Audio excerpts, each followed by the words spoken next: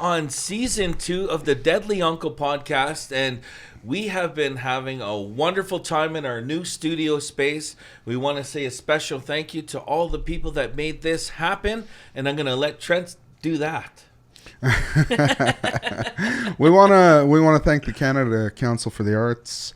They've graciously, funded this podcast for us. They found value in the subject matter that we're doing, and we appreciate that.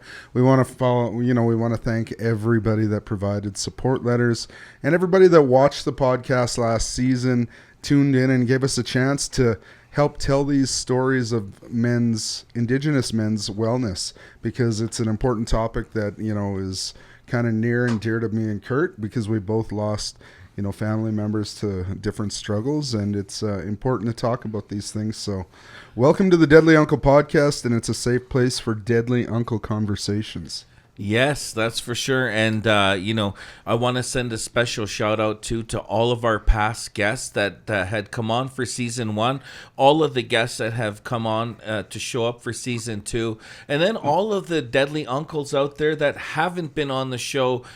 Keep up that wonderful work. I think it's important for us to set an example for our communities by being men that have, are vulnerable, that are open. Yes. So today we have Mr. Theron Black as our guest. And, I've known Theron for quite a few years.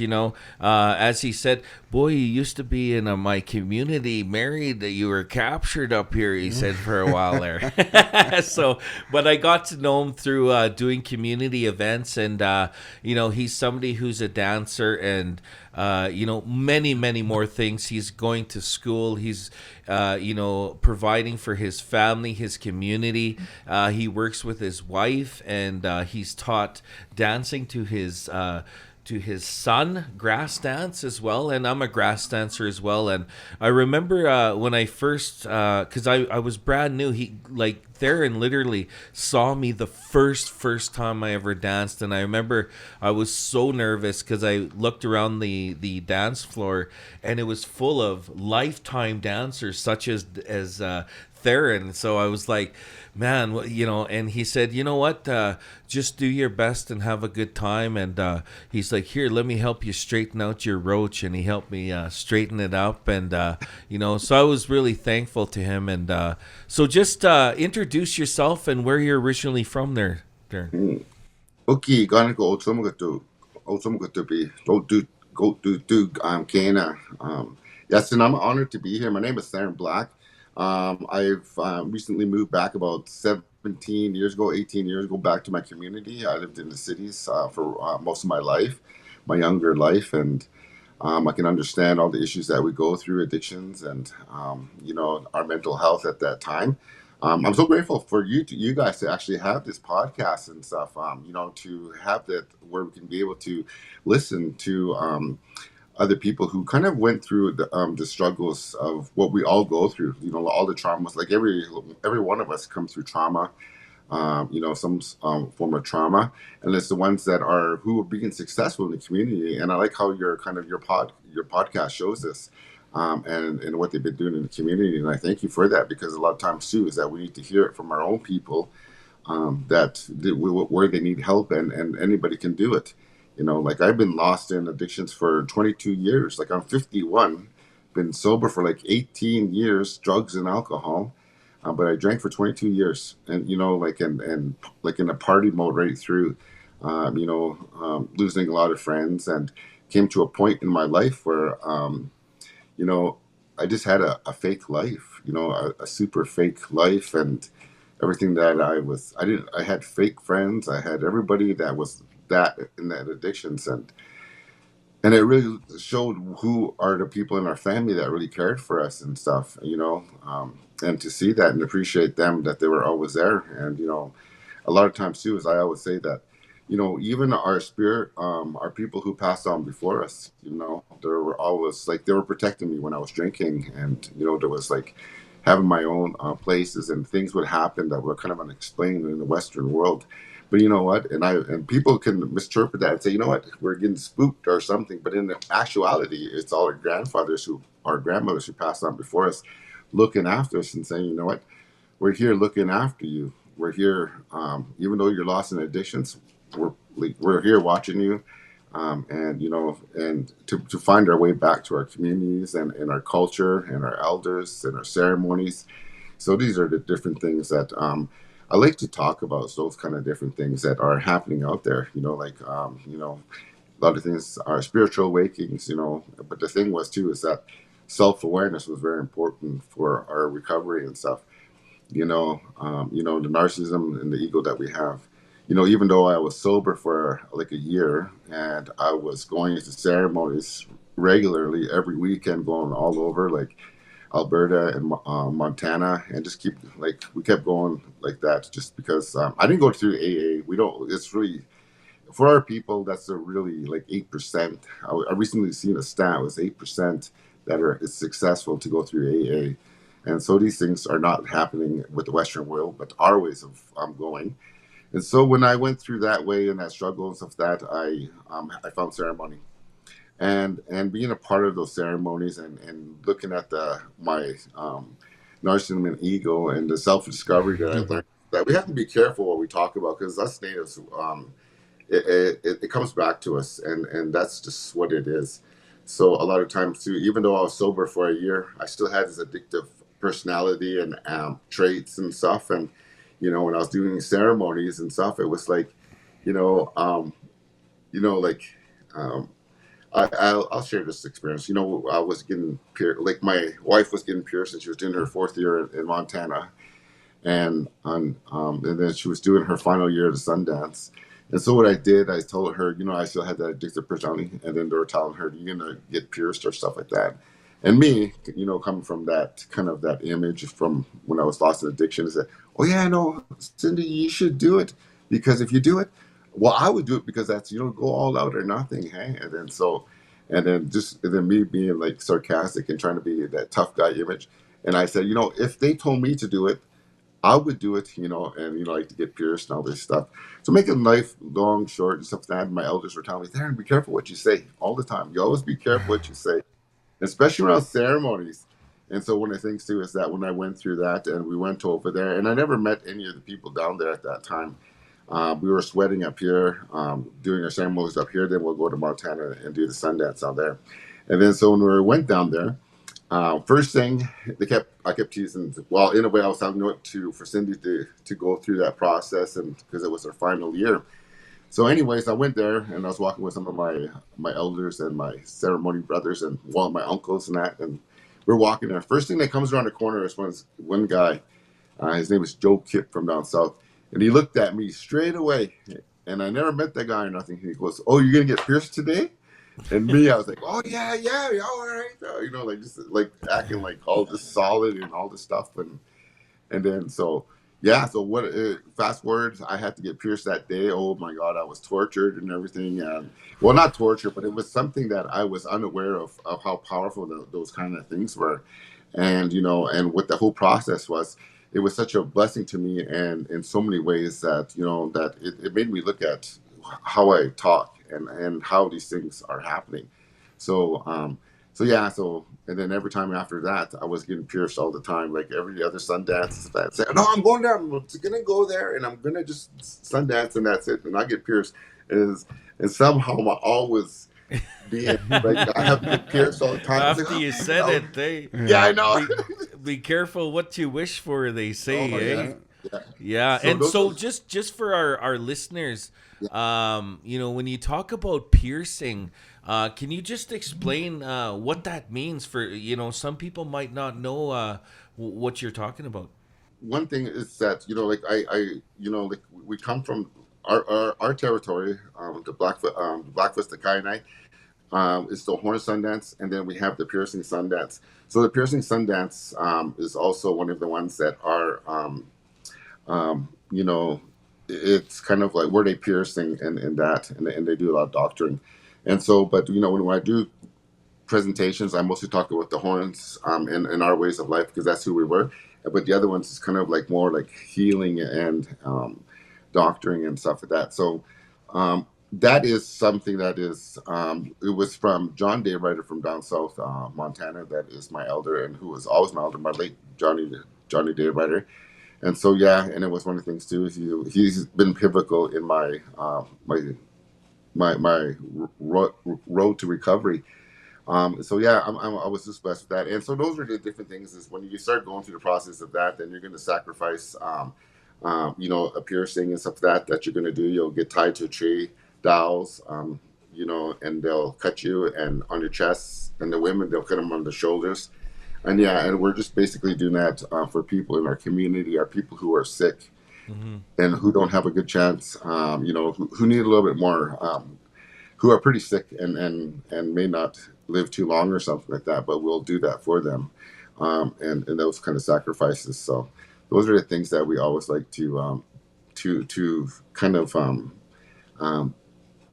But I think that some of these things that are ceremony is good to share because it's something out there that we need to hear. Like people out there who don't know anything about the ceremonies is that there's like say in Calgary or we'll just say Calgary, but there's a lot of people who are doing a lot of different ceremonies within that city. In Moginsis, that's another our Blackfoot word for saying Calgary. So when we go there, and there's like a lot of different people doing ceremonies out there, and one of the things too is that our people need to start looking for those and finding it on their own and stuff like that. One thing I've learned through the ceremonies is that we need to help ourselves. There's a lot of times, prayers and all these ceremonies and that can only help you so much. But if you're not going to help yourself, then and that's the main thing is that some of the things they'll help you and they'll get better, but then you need to keep following through and helping yourself through these things. So yeah, and then my ego and narcissism came out of that. We got to be careful what we say and what we talk about and stuff. So yeah, and it was like quite a wicked experience in a good way, but it was funny. But when we talk about it, but it was like it was awesome, like things that had happened in that time. So what I want to say first is congratulations on your sobriety. It's not hard to it's hard to maintain that and to make those choices to make that better life for you. What I want to know though is like I'm sure a lot of people that have been in addiction, it doesn't necessarily come down to one point, but when did you make that conscious decision that you were making the wrong choices and it was time to find a better way, like time to find the better path? So there was a number of different issues that had come up. So it came to a point where I kind of had I kind of realized everything I lived for was fake, and that image that I was trying to portray in with my communities, and that tough guy attitude and stuff like that, and like getting into fights, all these different things that were happening. So, and it came to a point where it's like all my friends were dying, or they were going to jail, either killing or been killed or stuff like that, and it was pretty eye-opening experience. The people that we hung around with and everything like that, but it was just that point in my life where I just finally said, you know what, I'm tired of looking over my back. I'm tired of always living that thing and being that. And in actuality, and a lot of times too is that I was seen as not somebody who was scared, but a lot of times my whole life in those situations I was scared. And that's why I drank and did all these other things to be vulnerable and to understand. Yeah, I'm weak right now. I can't do these, and there's some things that we need to really see that and say, have a look at myself and see what I have to do. And and I lost my kids, when they were young.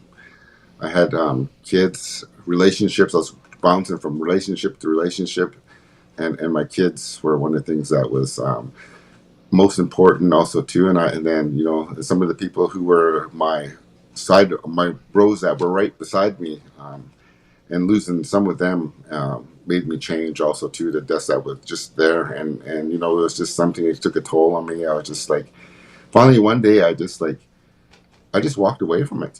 Things came down, a spiritual awakening in the way of sense. It was in the sense, and I do see the sun, kind of cleansing me and stuff like that, even though I was doing hardcore drugs. But all I knew after that is that everything was going to be okay, even though I had lost everything at that time. I didn't have I lost my house, I lost my my kids, all these different things that came in. But you know what? All I had was the clothes on my back, and then the only person I had in my life was my mom at the time, who stood beside me no matter what was going on. But I kind of got her sick because she was fell into. She had a heart attack, even though she didn't do drugs. She's been sober for us guys, and she changed her way when she was younger, going through the residential schools. So she changed her way, and then for us and stuff. And then I finally realized this whole thing, and I just finally grew up in a sense. So when I quit, I just knew that the sun and stuff the sun was coming down on me, and I was doing some hardcore drugs, and the sun was right there, and it was such a hot day. It was super early in the morning, and I can just see these vapors coming from my body, and it was just a way of that. The sun was just finally realized was always there, and it just kind of like took my toxics, all the drugs out of my body, and I walked out of there. I didn't have no like sickness. I didn't have no nothing. I just knew everything was going to be better, and then I just kind of went back to my mom's house, such a place where I could have went, and then after that, it's just what I've been doing now, Wow. and those things are, yeah, so That's amazing. And so, yeah. what would your advice be to somebody that's going through addictions right now, like one of our young brothers that's out there, like the many brothers and sisters that are going through addictions? What is your advice to them to changing their life? Because you not only got sober, but you're a graduate now. You went back Oh to yeah, yeah. school. You've taken it even above and beyond, becoming sober and living a good family man. So what would your advice be to those ones that are lost right now? So one of the things too is my advice is that we really need to look at ourselves and be self-aware. Sometimes we go through life and we're miserable, like something that gets us mad. We're like it's the self-awareness and our ego and our narcissism that is more important to find out and to see that, to really see, what pisses you off, what gets you all mad and all these stuff, and why is that pissing you off and stuff like that, because sometimes it's just your own thoughts that are doing that, and hindering our way to learn and heal, to understand that this is not life. Our life is here. Our necessities, our native people are here to live in peace and harmony and come from a loving state of being. That's who we are. We're helping. We're always be helping our people in the community. We're doing these different things. We're just appreciate to be around people and to have those relationships. And those are the things that are. But then with those egos and narcissism, the anger, the jealousy that all comes in, that's all Western way. It was learned through the Western ways and stuff like that also too. So even though I have a learning disability and a reading disability and stuff, and so and that didn't stop me because I had ceremonies and I had elders, and I knew my history and all these different things, and I knew the processes of my addictions, and that I graduated with the University of Lethbridge. I went as a mature student on probation until for the first little bit until I was able to. They'll automatically give you a probation. So I got in there and I got it in there and I finished with a 3.85 GPA. Ooh, Addictions deadly. to health, yeah, addictions and mental health, with the city of Lethbridge, with the University of Lethbridge. My second degree was Indigenous Bachelor of Social Work, from the late Betty Bastien, and she was pivotal in my learning also too. That social work degree is recognized throughout all of Canada, and a lot of times too. So I'm blessed to have that credential on my schooling. And then we just graduated like a month and a half ago, I think it was, at the University of Calgary with a Masters of Education. And then Wow. Congratulations, man. we're just taking a break right now, and then we're gonna go back and pursue our PhD. And so, but these are the things that are. Anybody can do it, and if anybody knew me from before, they would know. Like, like a lot of them, like, are surprised to see me who I am now, and it's like from where I was, um, of being lost in that world of violence and addictions, and the bar scenes, all these different things, those different things, and yeah, and I just like grew out of it and said, that's enough. I grew up in a way. I matured, even though it took me so long to do it, but then I finally just matured, um, and started seeing this light and a better thing that I have for my kids and my community. And everything's taken a long time. A lot of times too is that we need to understand that to fix broken relationships, it's not going to just like the day you sober up and everything's going to go good for you. It's going to take a long process, many years down the road and stuff that. And so that's what I'm grateful for. That I'm having my kids back around again who come regularly now, coming back to my house and their house. This is their land, this is their house and stuff. So to be here with us and to start experiencing that. My grandkids, man, I have like 9 kids. I lost one kid. Uh, I lost one of my kids. My Jeremy had passed away, and so just over a year ago. But I had ceremonies and I have all these, and I have my family and to grieve that, and we're still in a way still grieving. Well, you're never going to stop grieving, but it's just something that it is something that is. Um, it's just a norm now. Even like, like even though we with death, a lot of them, some of them didn't pass away from alcohol and drugs, but our aunties and our uncles had, we even like having those kind of different struggles and stuff like that. But it's something that is what we have to work with and part of life. But the one thing I changed and thinking, it took me a long time to realize this because I wasn't grieving for so long for my dad who passed on, is that they're not with us personally, but they are in our prayers. So when I pray and ask him to help us and guide us and protect our family and our valleys and our communities and so they're always in my prayers, like the people who passed on before us and stuff. And that's one of the things is that I'm grateful, and that's what our culture gives us. And then like, and if we visit our people, like my aunties, my uncles, when I'm lonesome for my dad or my aunties or something, I just go to them, and then I see them in them, and I can see my relations who pass on within them, and that makes me feel pretty good too. So yeah, but those are the little things that we've been doing. Theron, you, Yeah, you you so talked about the work that you've done, and you've went back to school, and you're going to be pursuing your PhD. So you what am I trying to say here? Okay, all our communities have been going through an epidemic in the last few years. The opioid epidemic has hit a lot of Indigenous communities in Alberta, in Saskatchewan, every one of across the country. Now, you talk about being able to give back to your community. In your opinion, how can we help fight this opioid epidemic in our communities that's taking so many of our brothers and sisters? well, one of the things too is I know, like, doing addictions counseling and learning the book form. I was into not opiates when I was in my addictions. When I lost, and I was into cocaine and alcohol, the alcohol and those different things. So, and like for me, even though I was offered some positions where I was going to be an opiate counselors or something like that, but I kind of didn't feel right because I can process those other addictions and my own self awareness and stuff like that. But one of the things Yeah. too is that opiate addictions is something that is way. It's something that it's just so powerful, that drug, that it's just something that I'm still trying to wrap my head around also too.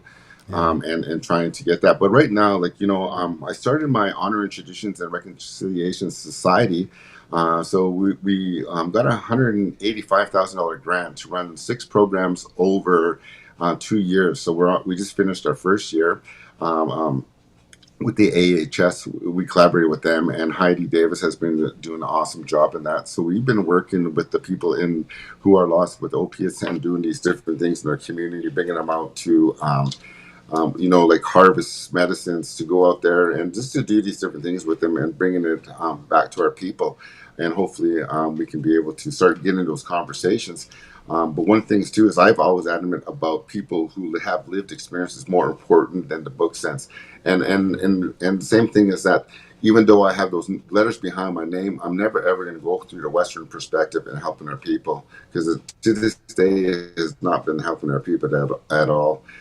And so I've always going to go back to our ways of knowing, talking about our culture, introducing them to our elders and all these different our elders, and in the communities, and start bringing them back into these different programs that are happening in our community right now. And it's something that is, um, we can't just fix, like it's not an easy thing that we can fix. It's going to be a struggle. We need to get them to understand, like, it's a death sentence when you start getting into that. Even a first try, a lot of times too, it's not just, our people with trauma and all the things that they addictions, like with our depression, anxiety, all these different things brought on through residential school and passed down from from our dinner, our parents and our grandparents, is that, yeah, we need to start looking at these things and seeing that, yeah, we got hit. Like, I'm the first generation of the residential school that didn't go to residential school, and we need to start kind of getting our people who were in addictions, I mean opiate addictions especially, and let's start talking and having conversations with them and say, you know what, like, how was it for you, and how were you able to get out of those things? And those are things that we need to see. And as the doctors who are prescribing these things, we need to make sure the prescriptions that are being written, there's money when you doctor writes a prescription for that, and there's money and stuff like that. So it's a like those are the things that are happen, like, and it's a sad thing, and especially when our people who come from trauma, residential schools, um, racism, all these stuff that happen, and then to have them get the doctors prescribe them, that is so hard to get out of. And so that's some of the things that I've been always looking at and trying to see what we can do. But I know for sure that we need our elders out there, the elders who went to residential schools, who are helping our people in their community and start sharing their stories also too, like how you're doing it with the uncles. But but we need to start, like, get the elders to start sharing their stories, and how they were able to navigate the Western world, and to find back the way to the ceremonies, because our ceremonies is that, and you just talk to our elders, they all went through addictions and trauma, and we're going to try to figure out how we can be able to use those different stories, and how we can be able to help our people out there. So with the opiates, and not just opiates, but everything else also too. So yeah, it's a big struggle. It's going to be a big struggle, and it's hard to pinpoint. Like, because me, I don't feel right if I talk. Like, I'm trying to find those kind of resources and those different things, but I can't really talk about the opiates because I never experienced the opiates. Yeah. And our way is that we need to experience it. Like with the cocaine and all these different things, the alcohol and what I was going through, that I can experience, and that's what I can share. And my process is to that recovery. But for the opiates, I haven't used any of those, and it's a totally different drug that is so perplexed in what it does to our brain chemistry, and it's just something that is, I'm still working on trying to, but figure out how to do stuff like that in the community. But we need to look at some of the people who done the opiates, and then we can be able to have conversations with them, and who are off it. My brother, he passed away from opioids, and you're right. It's a death sentence. Like, it's because you literally, especially when you talk about fentanyl, because you have to take more to get that initial feeling that you're addicted to. Yeah. And if you take a sliver too much, you're just not going to wake up. There's no convulsing. There's no foam at the mouth. There's you just literally go to sleep and don't wake up. So it's definitely a death sentence. And, one of the things that I think is part of our healing as Indigenous people is dancing. And so I wanted to ask you, because I know this is a huge part of your life, so I just wanted to ask you, when did dancing enter your life? And also, do you find that dancing is a part of your healing journey? Well, yeah. So when I used to dance when I was younger, I used to use my cousin's outfit, his traditional outfit, so I used to dance with that. I danced with that until I lost his pouch, a beaded pouch. So after that, I wasn't able to to dance with his outfit no more. And so, and then I went back into about 30. I think I was about 40 years old, I think, and I went back in. And so, and yes, it was like it's very like it's healing too. Like us Blackfoots, we keep our ceremony separate, but our powwow separate. But it's when powwows does have healing qualities, and we respect other people who have like used it as a ceremony to all the jingle and all these different things, and we when we go to different places, we respect their ways and stuff because it's their territory, and I do see it as a way of it is healing and it's physically healing. You're getting a good workout, you're dancing and you're listening to music, and I love loud music, and what a better place to listen to powwow music, and you're just dancing and feeling the music, and you just get lost in it. You know, it is a blessing, and I always encourage people to go to the powwows, and hopefully that they'll start getting to the powwows and seeing that, and then eventually they'll start going to the ceremonies, or and seeing that other side that's beautiful. When you look outside, like our territories, wherever we come from, everything that we need right here, our lands, our sites, our historical sites, our medicines, our ceremonies, our elders, everything that we need for our people to heal is right here within our own communities, in our own reservations. Those are the ones that we need to see that, when we're growing up in the Western way and stuff like that, then they say, no, it's the reserve is dead and all this stuff. There's nothing for you, but actuality, no, there's like our places are beautiful. And then dancing is what I use dancing. How I use dancing too is that I use that as a tool to talk about reconciliation for the non-Aboriginal people, and that's another Nice. good.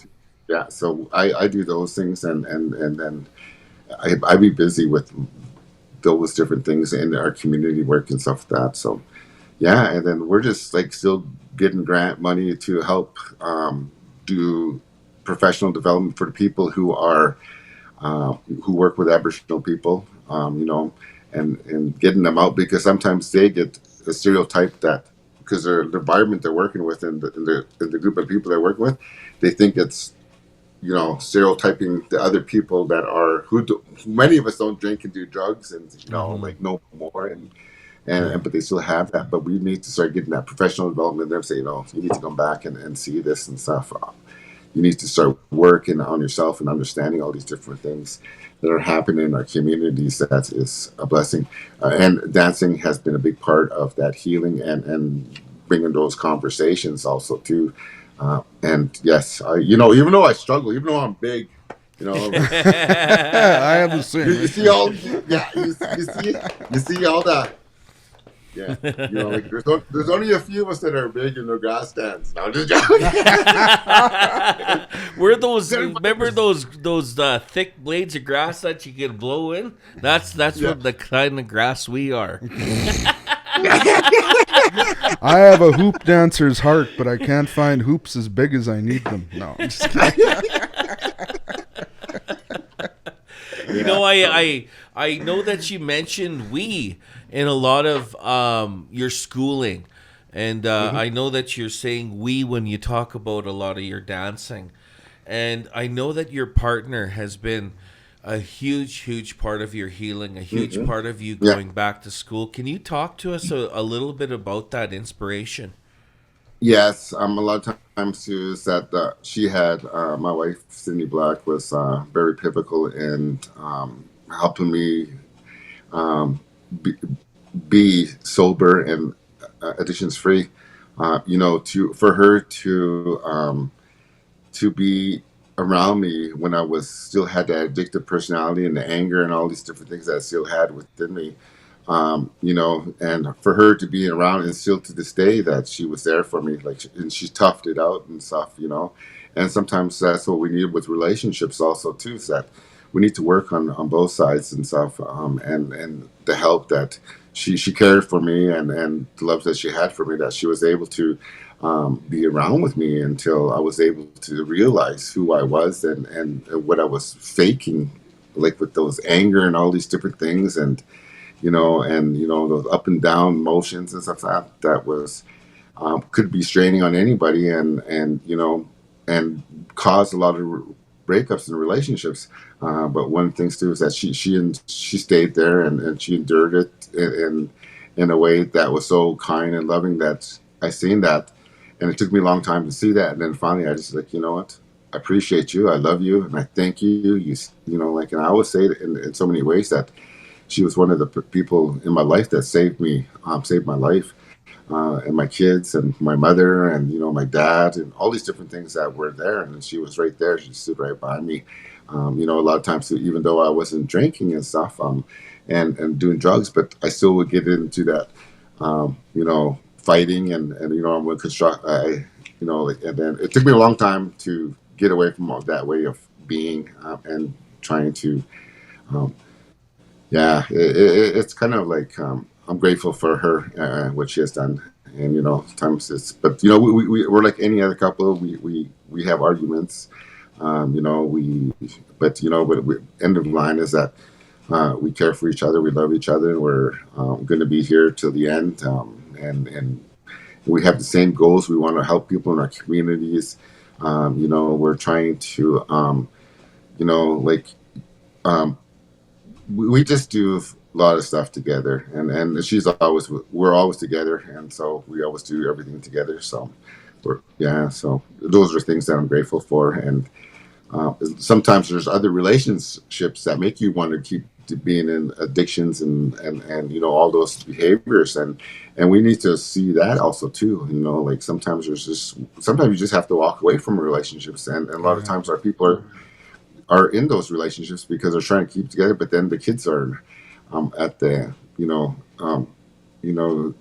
we're harming the kids in so many ways, and if we can just try to understand these different things, there's like so much different things that are happening. So, and I can talk about how oppression holds our people in homelessness and addictions. A lot of people are in where we're from, in Lethbridge area, and other communities, and a lot of them have degrees. A lot of them have like a master. Some of them have master's degrees. A lot of them are red sealed journeymans, and all these trade workers. But they're not. One thing is that even though they have all these things, is that they don't get no opportunities within in Lethbridge, our surrounding areas, because of the nepotism and like the prejudice with the non-Aboriginal people. Like we need to start seeing that. We work with the universities and trying to get them to understand why our people are being held down. Now that's okay. Now we need to start looking at in the community the people who are the employers and those agencies to say, you know what, no man, our people are out there are intelligent, they're smart, and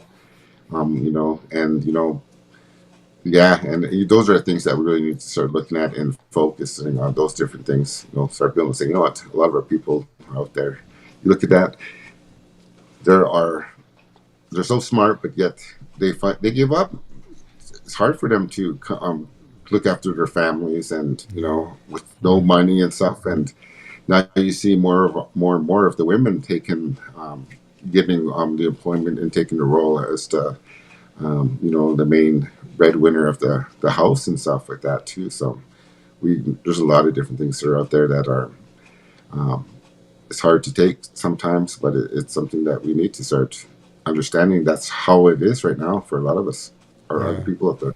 We've talked about this before, that our Indigenous women are further along in their healing journeys than a lot of our brothers are, and we've equated that. We don't know for sure, but I mean, there has been a lot of programs put forward for Indigenous women and single moms and things like that in the past, and oftentimes it feels as though Indigenous men are overlooked, like we're not valued by society, that we should be the ones that are able to heal either. And it's kind of causing that shift in my eyes anyways, where we are being devalued, and then we're not.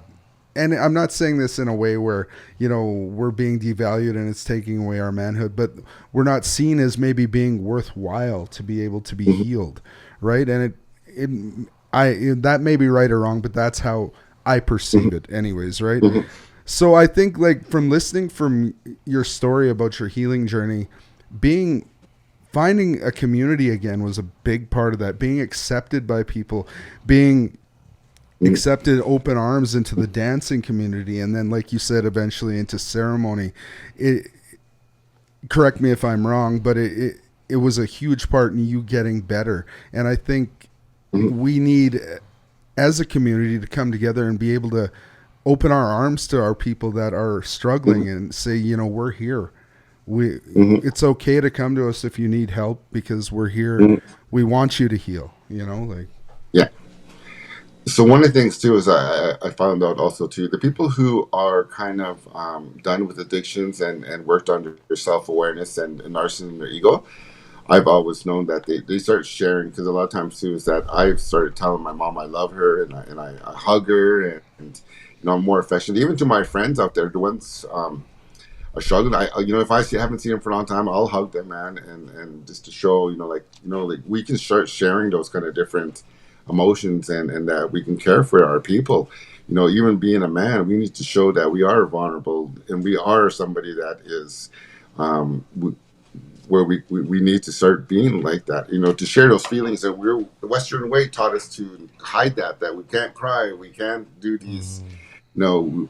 But us guys, man, I'm always, my friends out there, I'll tell, man, I love you, I appreciate you, and I like whatever you do. I admire what you're doing in the community, despite where you come from. So I hug them, I have a conversation with them, and just not like me trying to preach to them or anything, but just to sit there and enjoy what they're talking about, and you know, having those kind of different conversations. It's just like just those simple things, without me going in there and trying to act like a tough guy, a preacher, or you know, like, or somebody like that. You know, like, we need to get rid of all that kind of way.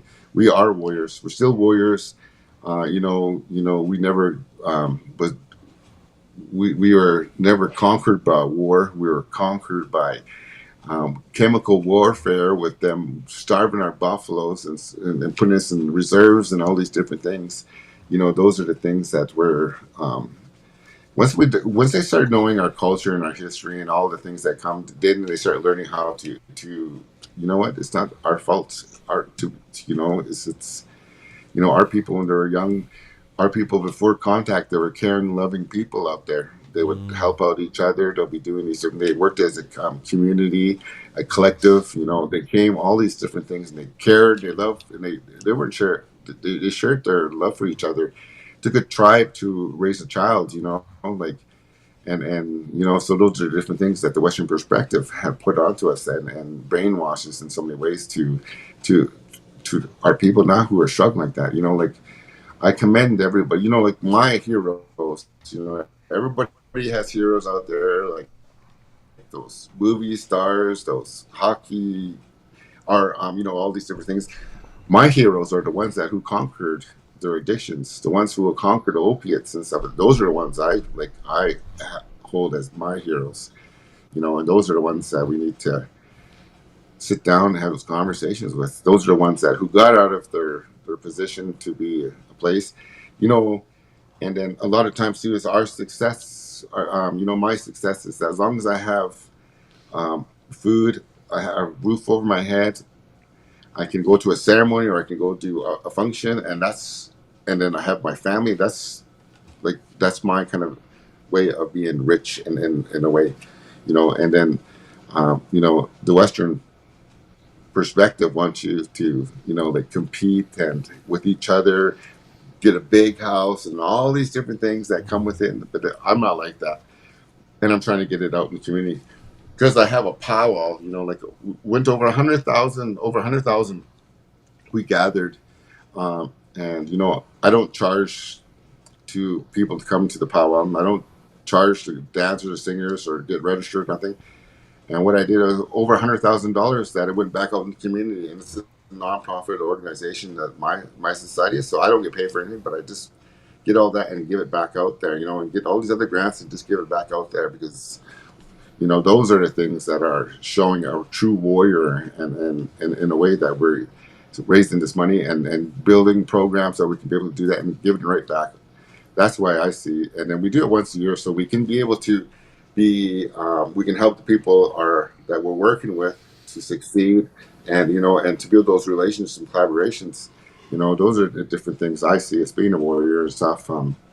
You know, and I'm grateful because I'm able to do that because I have like leather workshops and I do like gigs, powwow gigs, all these different things that kind of help me to to live and pay bills and stuff like that. But yeah, most of the time it's been all like uh, volunteer. Our societies that we do stuff in the community. So that's That's amazing. That's amazing work. And, I just want to say thank you, Theron, for being on the show. And, it's been a wonderful experience to have you and, to talk about these ways of healing. And I just wanted to ask you about how can we change, like I know that you grew up around Lethbridge and you've seen Lethbridge and you've seen the struggles that are there between the Indigenous and the non-Indigenous, and so I'm just wondering, what do you think we can do as a society to combat that? And then also one more thing, if you ever become in power, like say, or if one of the Blackfoot brothers and sisters ever become in power, please get rid of the name Whoop Up Drive. Please get rid of the name Whoop Up Drive, and please get rid of Whoop Up Days, because just looking at the history of what Whoop Up Juice did to the Blackfoot Nation, to not only the Blackfoot Nation but to all of our people, it's a slap in the face. It's offensive, and I hope to one day, like all laughs aside, I hope one day that to see this be abolished. Yeah. I've been working a lot with the community of Lethbridge, also too, with the city, doing some programs. So I never really, we never ever really thought of that way of the hoop up drive or whatever. So, but that would be something to look at also too. What was your question at the beginning? I can't remember either because we all drunk. It was how do we combat the racism in Lethbridge? Yeah. So one of the things too is that how we've been doing it is basically we need to start building those relationships and professional development. We really need to include the like a lot of times we need to include a lot of the non-Aboriginal people to our events. So I'm trying to get more of the non-Aboriginal people coming to the powwows and to the different things that we do in the community, and to understand that. One thing too is that our people have been trying to build those relationships for a number of years on the Blackfoot territory and Kainai. It was a number of years ago. You didn't, like 10 plus years ago, you never seen any non-Aboriginal people there. But then our community has been they've been always trying to build those reconciliations, those relationships, those understandings. But it's the non-Aboriginal people that are slow to do that. They're slowly, now you see a lot of non-Aboriginal people at the Sundances, Okan, the big camp. You see them there, and then they're just observing, they're helping the ceremonial people and all these different things that are happening there, and sweats also too, like all over the sweats and stuff. We've been always there at the forefront, building those relationships. It's the non-Aboriginal people that are slow to do that, and we're slowly making a difference within Lethbridge. There is lots of involvement and work that's been going to the professional side of it and the outside. Not at the front lines, but like working with them. So there is a lot of work going there, and what we've been trying to do and working with them. So yeah, we need to include and always be mindful that there's a lot of non-Aboriginal people out there who are truly want to be our allies and truly want to be our friends. And they're just like us. Like they just invite us to their house. They invite us to our houses, and they come over, and despite sometimes we have to get our water trucked in. We have to get our water trucked in. So whenever we get And then, but they know. I'm not shy to tell them that, this is how res is sometimes, sometimes. Yeah. Well, one thing We live, I yeah. remember about the beautiful area is those how to write buns. Oh yeah, the hood right girls are asking for you. Those hood right girls are asking for you. Those I hood didn't right mean girls are those asking for kind you. of buns. Oh, jeez. I didn't think of it that way either, but maybe you were being deadly with Hutterites. Just kidding. Theron, I just got one more question for you. You've been speaking about your Yeah. society. Can you give us more details about that and how people can check out the work that you've been doing in the community? Yeah, it's called the Honoring Traditions and Reconciliation Society. We have a Facebook page and we have a website also too. It's kind of just over a year we started this in the community. I have some PhDs, all masters people, masters who have their masters. People, we have the city of Lethbridge Representative Les Volkman, and we have a grant writer, Nicole, who's been doing so much work. There's only a few of us, but what we've been able to do in the community, it's so astonishing. There's just a few of us, but yet we are making a big impact. And without them, every one of them is so important to our society that like they've been doing so much. Like we all have different kind of jobs that we do, but we all come as a collective, and this is how we do that. And we'll say, okay, let's do this, let's do that, and we all come together. And if we can't do it, we'll get another group to do it. Like we'll split up the. It's just something that has been such an amazing opportunity. And when you do everything good from the heart, and you try to do everything the best you can, all these other opportunities come in, and people see you in the community, and they say, I want to be a part of that. Let's collaborate. Let's do something. I said, sure, let's do it. Then, if they give us like the city will give me like 10,000, do a youth program. I said, okay, I'll just do it. So then I just run it and just do it. Like I don't think about the particulars. I just do it. Like the things just like, and that's the thing we just got to do. And a lot of times I do kind of scare people, because they'll have a conversation. We'll talk, and then they say, "Oh, let's do this." I said, "Okay, I'm going to do it." I already got a venue for the next time we have a conversation. The next Monday, on a Monday after, I got a venue. We can do it here. And they're like, "Whoa, whoa, whoa!" So yeah, you can kind of weed out the ones that are who are doing really good in the community and who doing it. Who are actually doing it. The ones that you can just weed out that are.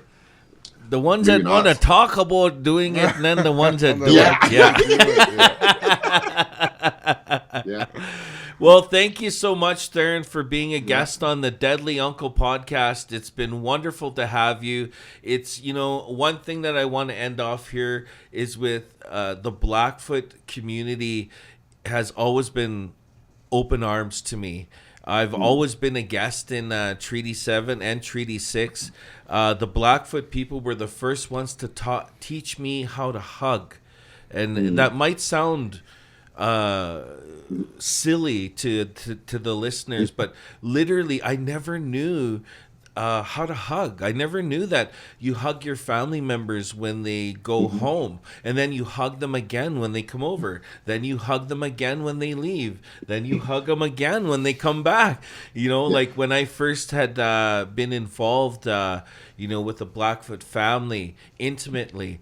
I thought, okay, we'll hug, and then that's good. That's how, because we never hug again in our family unless it's like you're not going to see for a super long time. And then I seen that hug, but it really, it showed me the strength of your people. It showed me the strength of just those little things. So.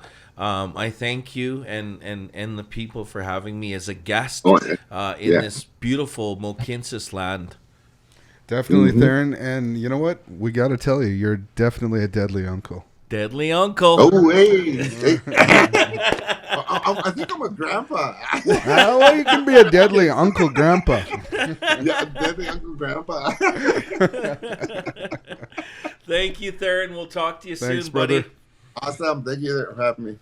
Hi. You're listening to the Deadly Uncle Podcast, a safe space for Deadly Uncle conversations. Next week on the Deadly Uncle Podcast. Can you tell us a little bit about your journey and working with the young ones?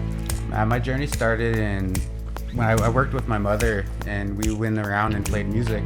I was her musician, but on the side, I would go to juvenile facilities in the U.S. like Arizona, Scottsdale, and I would talk to the youth there, play music for them, and sometimes, I would just give the love, show, like what it is like when you think positive, because I had a rough past growing up. So growing up around here in Calgary was really hard, and now that I moved back here, I want to do what I was doing in the States, and like talking to these youth that were troubled in correctional facilities. But I want to talk to the youth here within the communities and let them know, like, hey man, like before you get to this point, where there's trouble, there's so much good that happens, and you just got to think positive. So my goal here is to work with the youth and just inspire them through art. I make necklaces. I do crystal necklaces and everything. So I'll bring crystals to them, and just, because a lot of the youth there are kind of like into like crystals and rocks and stuff. So I'll make crystal necklaces with them and just kind of talk to them and share stories and just kind of tell them I'm here, like there's help, there's role models around that will help you get out of the struggle, And you play guitar with them, and you're doing some music stuff.